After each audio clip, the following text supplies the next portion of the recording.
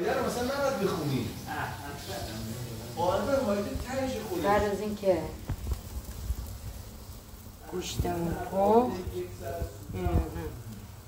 کره رو به این صورت میمالیم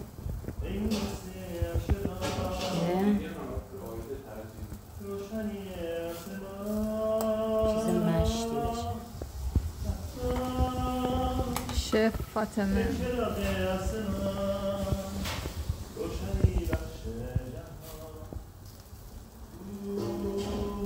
شیشلیک جز محبوب ترین غذای ایرانیان، البته گرون.